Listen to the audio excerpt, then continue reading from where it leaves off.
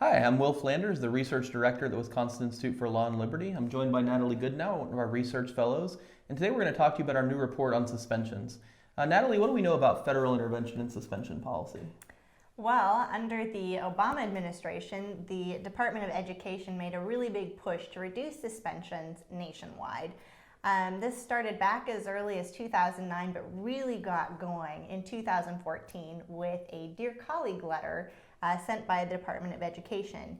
In it, they told schools that they needed to radically reduce their suspensions, in part to combat allegations of racial discrimination that were happening in these suspensions. So schools everywhere kind of started to make a push for this, and one of the big tools that was used as an alternative was this system called Positive Behavior Intervention and Supports, PBIS. It kind of rolls right off the tongue there. So we saw a big increase in schools nationwide that started using these softer discipline policies under threat from the feds.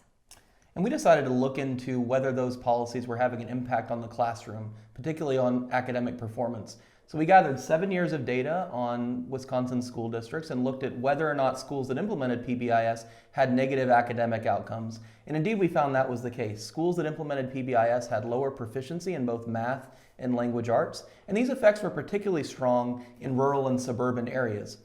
So what are the implications of this? I think the number one implication here is that we need to get the feds out of state discipline policy. A one-size-fits-all federal discipline policy is not beneficial to every school district. While there may be some where this is effective, what our research shows is that there are many where this is not an effective policy to implement.